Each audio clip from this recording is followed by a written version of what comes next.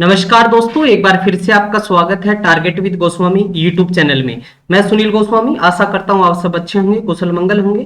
GK GS mock test number second आज हम करने जा रहे हैं। फर्स्ट लेक्चर आपने नहीं देखा है तो लिंक डिस्क्रिप्शन में है, आप जरूर देखें। इस सीरीज के अंतर्गत हम 5000 प्लस एमसीक्यू करने वाले हैं। तो ये सीरीज आपके आने वाले सभी कॉम्पिटिटिव एग्जाम के लिए बहुत ही बेनिफिशियल होने वाली है। तो वीडियो को अंत तक देखें और वीडियो पसंद आए तो अपने दोस्तों के साथ भी शेयर करें। तो चलिए शुरू करते हैं कि जब तक किसी काम को किया नहीं जाता, जब तक किसी कार्य को किया नहीं जाता तब तक वह असंभव लगता है। तो जैसे ही हम उस कार्य को करना स्टार्ट करते हैं तो वो धीरे धीरे हमारे अनुकूल हो जाता है। तो ऐसे ही आपकी जो है एजुकेशन है, आपकी पढ़ाई है, जो कॉम्पिटिटिव एग्जाम की आप तैयारी कर रहे हैं, आपको शुरुआत में हो सकता है कि वो चीज़ें मुश्किल लगें, डिफिकल्ट लगें, लेकिन कुछ कठिनाइयां भी आएगी, लेकिन लगातार आप यदि अच्छे से प्रयास करेंगे तो जरूर आपको सफलता मिलेगी। तो फर्स्ट क्वेश्चन देख लेते हैं। पहला क्वेश्चन है हमारा कि जैव सेल क्या है। कोयला है, एलपीजी है, प्राकृतिक तेल है, पेट्रोल है। तो यहां पर जो आपका राइट आंसर क्या हो जाएगा, वो हो जाएगा कोयला हो जाएगा। ठीक है, क्लियर है। तो ए इसमें राइट होगा, जस्ट वेट। ठीक है, तो इसमें आपका जो है राइट आंसर क्या हो जाएगा, फर्स्ट का ए हो जाएगा, कोयला आपका इसमें राइट आंसर होगा।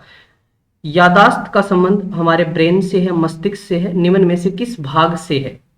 तो जो यादाश्त होता है ना, बहुत बार सिर में चोट लगने से यादाश्त चली जाती है, तो वो ब्रेन का कौन सा पार्ट होता है, ये आपसे इसमें जानने की कोशिश की गई है। तो यहाँ पर होगा सेरेब्रम। ठीक है, जो हमारा डी है वो इसमें आपका राइट हो जाएगा। क्लियर है। चलिए नेक्स्ट हम बात करते हैं। एक जीवाश्म पक्षी का नाम बताए जो पक्षी किसी जो है पक्षी की तरह तो क्या है, दिखता है, लेकिन सरीसृप के जैसी अन्य विशेषताएं हैं उसमें, तो वो कौन सा है। तो यहाँ पर आपका राइट आंसर क्या होगा, आर्क्योपेट्रिक्स होगा। ठीक है, बी इसमें आपका राइट हो जाएगा। चलिए आगे बढ़ते हैं। मानव शरीर में सर्वाधिक मात्रा में पाया जाने वाला जो है एलिमेंट या तत्व कौन सा है। तो यहाँ पर आप सब जानते होंगे कि मानव शरीर के अंदर जो सर्वाधिक मात्रा में पाया जाने वाला वो कौन सा है, यहाँ पर O2 है। ठीक है, तो यहाँ पर जो ऑक्सीजन की हम बात कर रहे हैं, तो हो हमारे जो बॉडी का वेट होता है, जो हमारा वेट होता है उसका 65% है, वो हमारे बॉडी में होता है ऑक्सीजन। उसके बाद जो सेकंड नंबर पे जो एलिमेंट आता है वो होता है आपका कार्बन होता है। ठीक है, तो यहाँ पर इसमें बी आपका राइट हो जाएगा। परिपथ के किन्हीं दो बिंदुओं के बीच विभवांतर मापने के लिए किसका प्रयोग किया जाता है। तो किस चीज का जो है इसमें प्रयोग होता है, तो वो वोल्ट मीटर का प्रयोग होता है। बी इसमें आपका राइट हो जाएगा।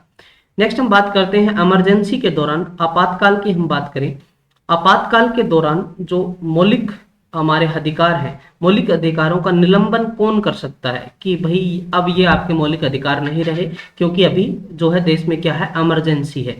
ठीक है, इमरजेंसी है, तो वो कौन होगा, भारत का राष्ट्रपति होगा, वो ऐसा कर सकता है। जैसे संपत्ति का अधिकार है, तो वो क्या है, हमारा मौलिक अधिकार नहीं है। ठीक है, मौलिक अधिकार नहीं है। मान के चलो कि हमें आज तक जो है भारत में फाइनेंशियल इमरजेंसी नहीं लगी, यदि लग जाए तो जो पैसा होता है बैंक में वो सरकार का हो जाता है एक टाइम के लिए।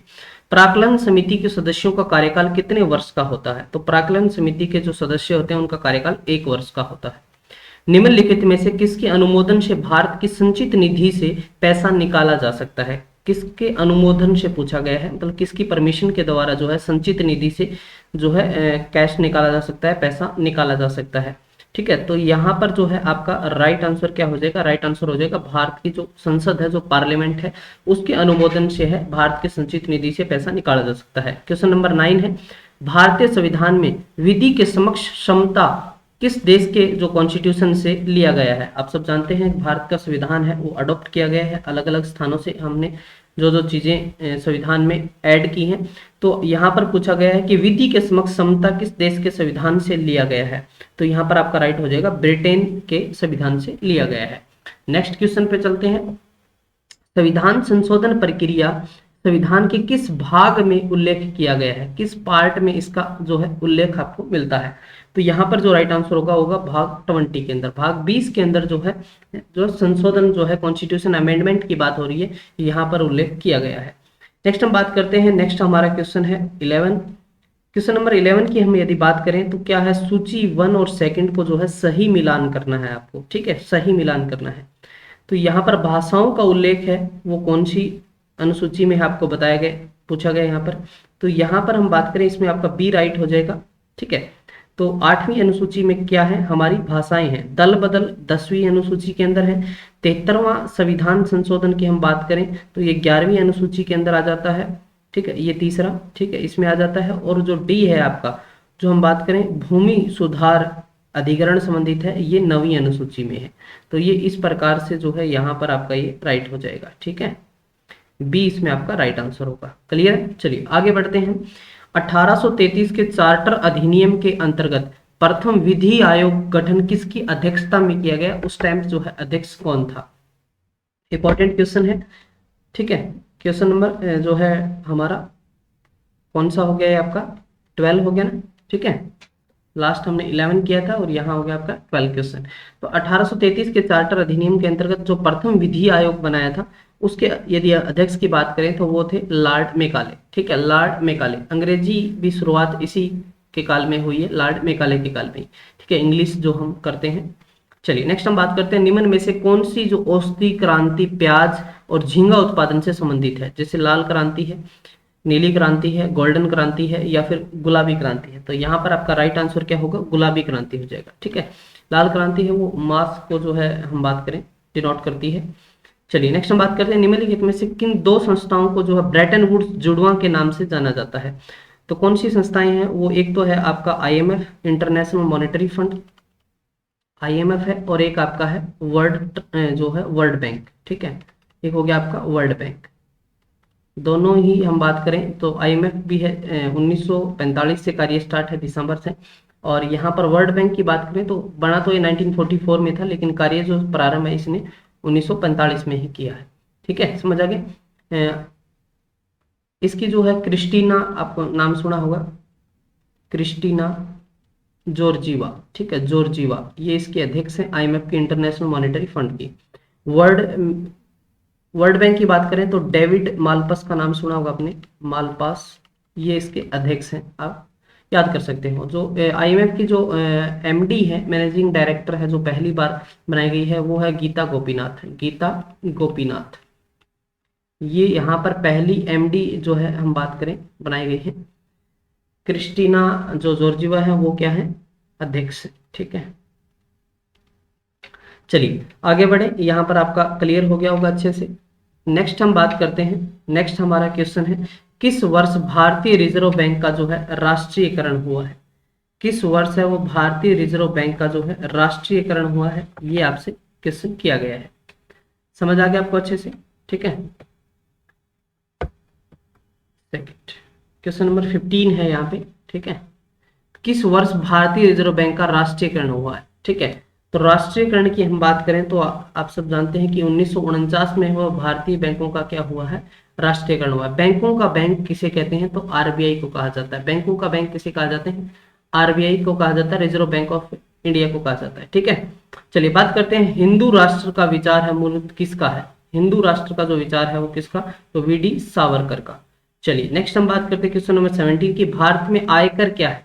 तो आयकर की हम बात करें तो ये एक जो है प्रत्यक्ष और प्रगतिशील कर है। ठीक है, नेक्स्ट हम बात करें क्वेश्चन नंबर 18, कुचिपुड़ी किस राज्य का प्रसिद्ध नृत्य है?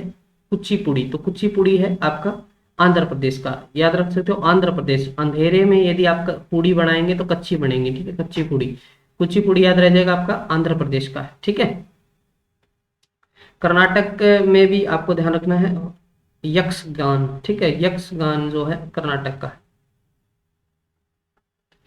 चलिए आगे बढ़े, नेक्स्ट हमारा है क्वेश्चन, नेक्स्ट क्वेश्चन पे चलते हैं हम। हिमानी जो है, हिमानी उत्तम पर्व का संबंध किस खेल से है? ठीक है, किस खेल से है? तो जो है मलखम खेल से, इसका बी आपका राइट हो जाएगा। ठीक है, बी आपका इसमें राइट हो जाएगा। चलिए क्वेश्चन नंबर 20 की बात करते हैं, निफंक आंदोलन के प्रणेता कौन थे? तो इसके जो प्रणेता थे वो थे दादू दयाल, इसमें सी राइट होगा। चलिए क्वेश्चन नंबर जो है 21 है, जो द्रकमा सिक्का है वो किसने चलाया था? ग्रीक ने, शक ने, सिथियन ने, कुषाण ने? तो आपका राइट हो जाएगा ग्रीक ने, ग्रीक ने चलाया था। क्वेश्चन नंबर 22 की बात करते हैं, बाढ़ के दौरान हर वर्ष नए एलुवियम जो एलुवियम का जमाव जो मिट्टी की उर्वरता को बढ़ाता है, तो किस में, खादर मिट्टी में, उर्वरा, रेगुर, उसरा, कौन सी के अंदर, तो यहाँ पर आपका राइट हो जाएगा खादर के अंदर। ठीक है, A is the right answer. Next हम बात करते हैं क्वेश्चन नंबर 23 की। वह समुद्री सीमा जहां तापमान तेजी से कम होता है, तो वो जो समुद्री सीमा है वो क्या कहलाती है, थर्मोक्लाइन कहलाती है। ठीक है, सी राइट हो जाएगा। क्वेश्चन नंबर 24 की बात करते हैं। बेसल मापदंड है वो, उसका संबंध है किस क्षेत्र से है, तो इसका जो संबंध है वो है आपका बैंकिंग क्षेत्र से। ठीक है, और क्वेश्चन नंबर 25 की बात करते हैं। इंग्लिश में पहली बार औद्योगिक क्रांति जो शब्द का प्रयोग है वो किसने किया था, तो ये सबसे पहले अर्नोल्ड टाइमबी ने जो इसका यूज किया था, तो डी इसमें आपका राइट हो जाएगा। तो हम करने जा रहे हैं 5000 प्लस MCQ। ठीक है, तो 2 पार्ट हम कर चुके हैं, ऐसे ही हम कंटिन्यू करते रहेंगे। आपको जो है ज़्यादा से ज़्यादा वीडियो को शेयर करना है। ये से जो है आपको रिवीजन सीरीज है, आपको कैसे पसंद आ रही है आप ज़रूर अपनी राय कमेंट बॉक्स में रखें।